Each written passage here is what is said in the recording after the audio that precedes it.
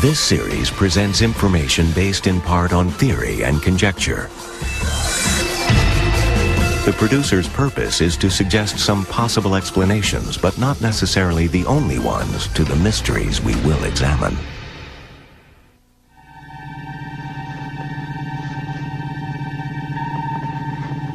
A family in Utah claims they were abducted from the safety of their home and held prisoner on board a UFO.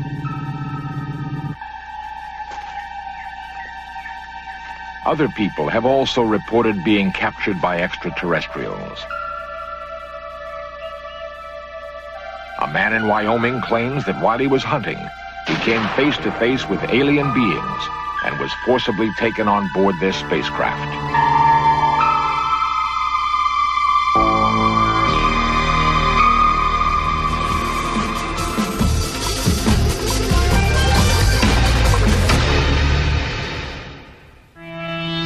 500 billion stars in our galaxy alone, each a seething universe spitting fire and light.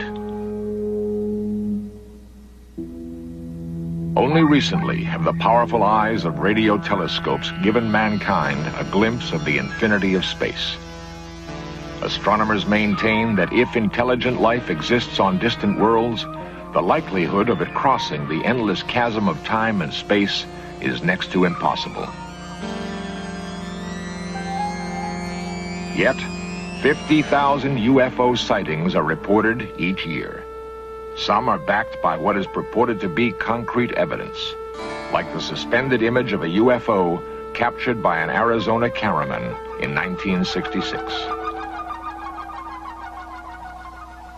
The television cameraman isn't the only person who's convinced that he has proof that UFOs are visiting the Earth. What's even more startling are the first-hand accounts of people who insist that they've been abducted by extraterrestrials. These people claim to have been held as prisoners on board spacecraft, examined by aliens, and then released. What makes their testimony difficult to dismiss is that it comes from average Americans.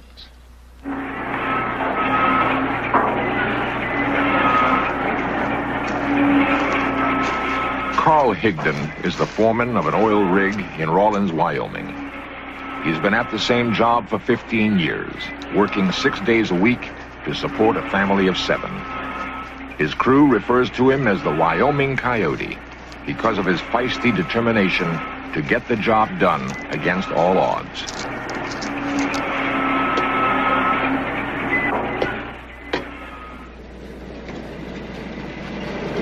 An experienced woodsman with a love for the hunt, he looks forward to those days he can retreat into the forest. However, one October morning in 1974 was to be different from all other days. Carl recreates the events as he remembers them. I went to pick up my crew to go to work, and one of them was sick, so we couldn't work. So I came back to the house and decided I'd go hunting. So I decided to go on down into the forest, and I hunted down there until, it must have been around 4 o'clock.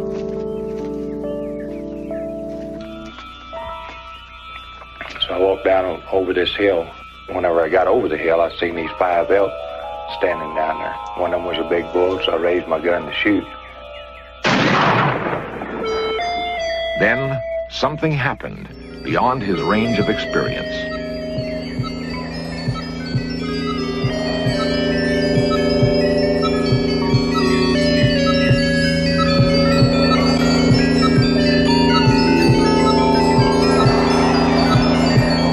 Carl blacked out.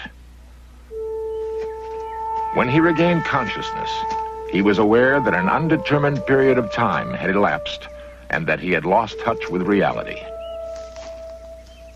He stumbled through the forest in a dazed condition, trying desperately to figure out where he was and how he could get help.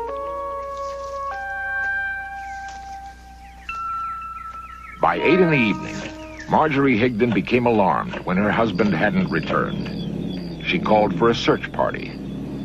Hello, Marilyn? Yes, this is Margie. Carl's not in from hunting yet, and I was wondering if you guys could take me out and look for him. Yeah, I know, but he's not in yet. Yeah, but I don't have a 4-wheel drive. Uh-huh. Well, I don't know. I just feel like I ought to go look for him.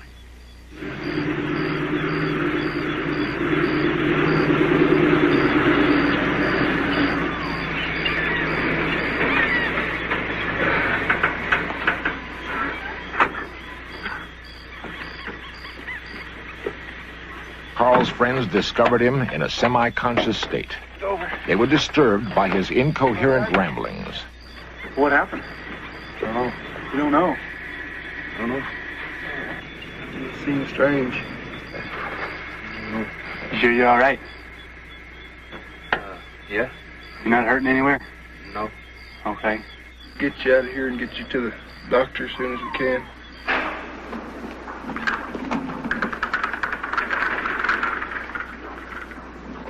Carl was rushed to the emergency ward of the Carbon County Hospital, where he had trouble seeing, hearing, and speaking. Nurse Ella Peterson attended him for 3 days. During that time, he remained mainly in an amnesiac state, unable to recall his own name or recognize his wife. After the incident, life in Rawlins changed for Carl. He was too disoriented to work or function normally. In desperation, he contacted the UFO agency, APRO, who sent Dr. Leo Sprinkle to investigate. I serve as a consultant in psychology, and my primary interest is working with those people who claim to not only see flying saucers, but also claim to have had some kind of abduction experience or some kind of contact, face-to-face contact with alien beings who are associated with the UFOs. I myself have investigated 23 persons using hypnotic techniques to assist them to recall the experience. Okay, let yourself relax deeply and go right back to that same deep concentration, that same deep relaxation. Let the muscles relax. Let yourself know that you can breathe deeply and easily as you look at the spot. Sometimes these people have a loss of time experience, an amnesic period, which occurs during the UFO sighting, and then later they check their watches and find out that they have lost some time, which they cannot account for. And these cases are most exciting and interesting because it suggests the possibility that the persons have been taken on board, have been examined, and then released, and have been told that they will not remember what has happened.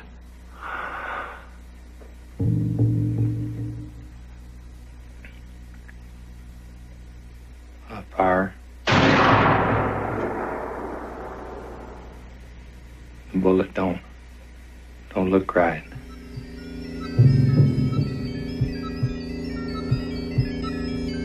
There's somebody. Strange.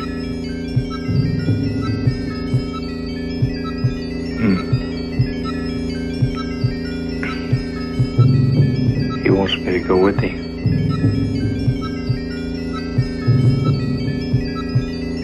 Lights are bright.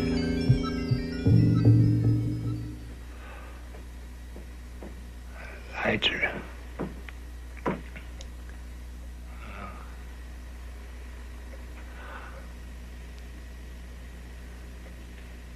I can't keep my eyes open. I can't see.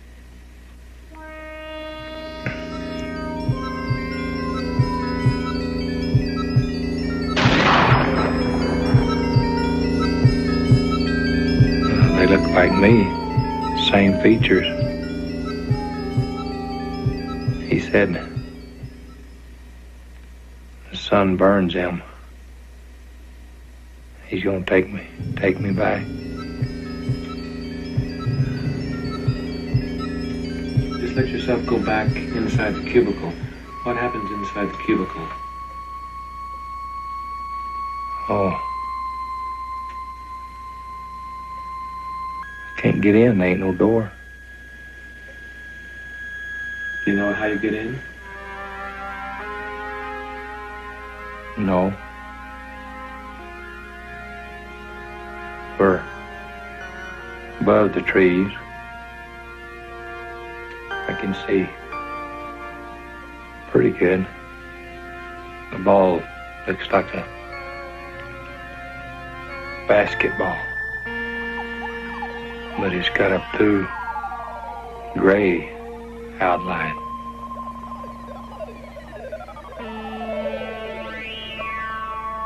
It's kind of dark. No lights. There's the lights again.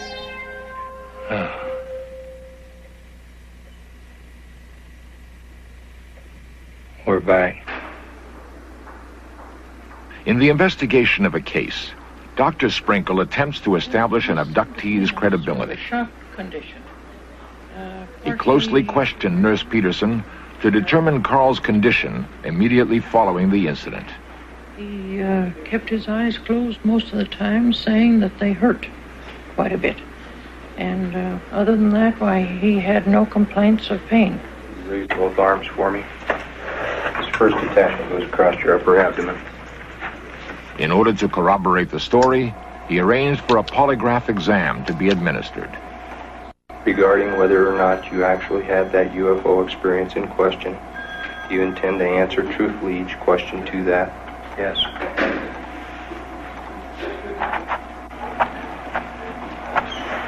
Did you ride in that spacecraft you described to me? Yes.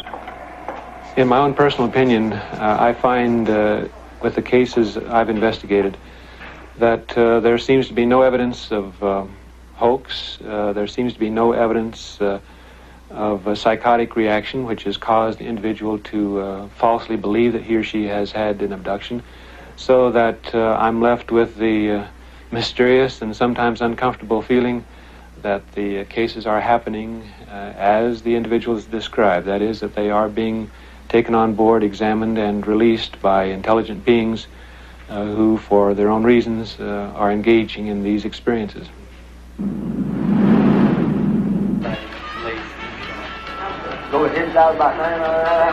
Carl managed to work through a traumatic incident that he had been unable to live with. With the help of Dr. Sprinkle, he no longer was haunted by nightmares. He no longer doubted his own sanity. The abduction experience was resolved to his own satisfaction, and Carl resumed his work with a new vigor. It don't make a hill of beans to me whether anybody believes it or not. I know what happened to me. If people want to take it at face value, that's fine. If they don't, it don't make me any difference. The only thing I'm saying is if this does happen to anybody else, what they are to do is talk to somebody about it. Not to hold it inside and try to conquer it themselves, because it can't be done, I don't think. I don't think our mind can take it. As far as the experience happening to me, I think if it hadn't been for Dr. Sprinkle, I probably would have been in an institution by now. Carl's is not the only abduction case. There are others who claim to have been UFO captives. The giant mills outside of Salt Lake City are the center of steel production in the West.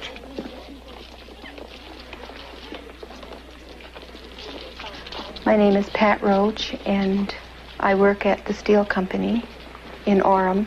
I'm a millwright apprentice. I should be a journeyman in another year or two. Pat is one of 5,000 employees at the steelworks. When she completes her training as a millwright apprentice, she will be the only woman licensed to make repairs on the heavy machinery.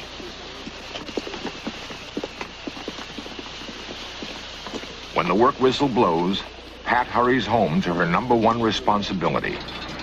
She is the sole support of 5 young children. On October 16th, 1973, the normal flow of her life was dramatically altered. Pat recreates the events for In Search Of. It was about 8 o'clock in the evening.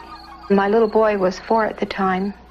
He climbed up beside me, and he had his blanket with him, and we fell asleep.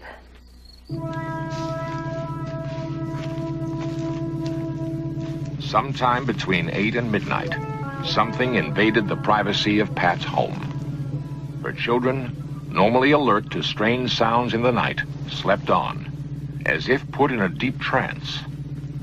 They would later believe that they were abducted during their sleep.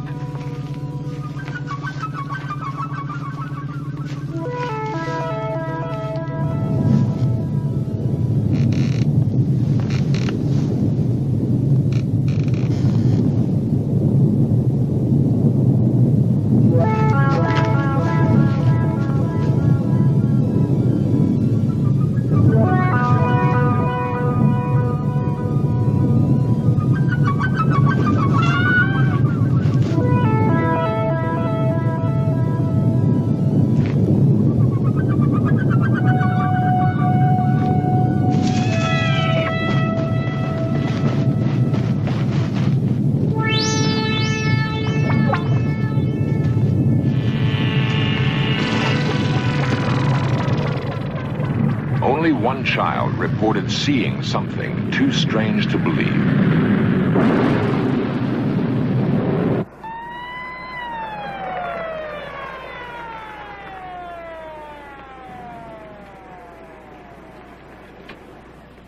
Police Sergeant Ray Edwards answered Pat's call for help. He investigated the area, but could find no evidence of an attempted break-in. Alpha Box 372. The following morning, Edwards filed an official report, leaving the case open. He dismissed the claim of Pat's 6-year-old Deborah, who insisted the house had been invaded by spacemen. Nevertheless, for the Roach family, an unsettling mystery still hung over their household and was to persist for the next 2 years.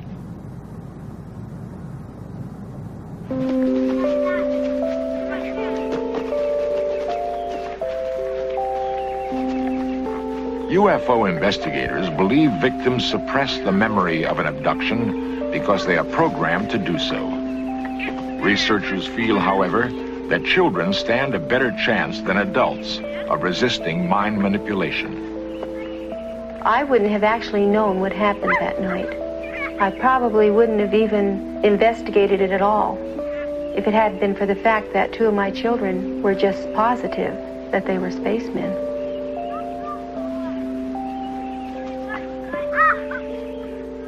I began reading about UFOs, and I began looking at magazines that had stories about UFOs and seeing other people's experiences. And I thought, there must be more to it than what we know.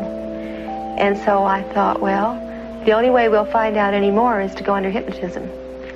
Tell me more about the time. In order to recall the events, Pat contacted Dr. Jim Harder of APRO, the Aerial Phenomenon Research Organization. And I and 2 other members of APRO are in charge of the close encounter investigations. What I mean by that essentially are close encounters in which people have had intimate contact with what could only be called alien beings. I have talked with 30 or 40 people who've had such experiences. Now, in various degrees, I've been able to regress them through particular experiences. 1, 0. Your whole body's feeling very heavy and relaxed, except that your left arm is beginning to feel The hypnosis enabled Pat to retrieve memories that she had long buried.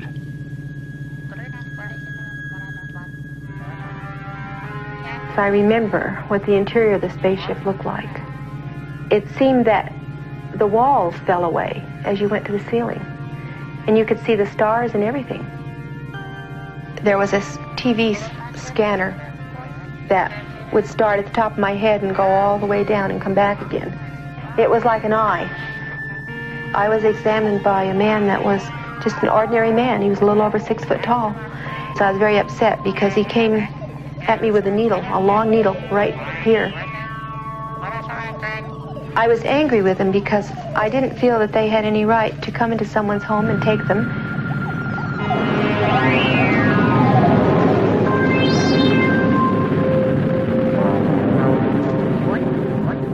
And what I was particularly upset with them about was that I didn't know where my children were.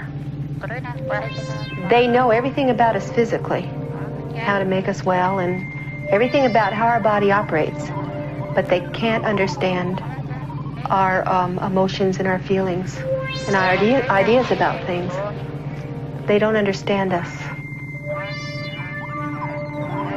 I don't believe that they really want me to go on TV and tell my story, because if it's happened to other people, they might start putting the pieces together and realize that they've had the same experience.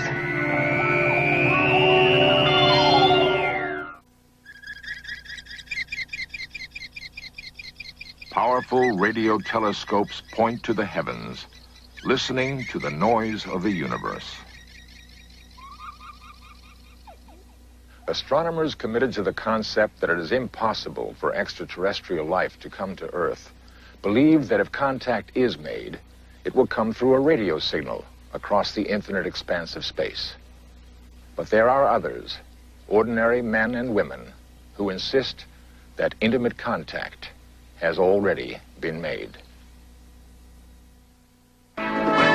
Coming up next, In Search Of continues with a probe into time travel. Then 20th Century with Mike Wallace reports on the scrutiny of the police in the wake of the Rodney King and Amadou Diallo incidents. And later tonight, The Men Who Killed Kennedy takes a close look at the evidence that Lee Harvey Oswald may not have acted alone. At 9, here on the History Channel, where the past comes alive.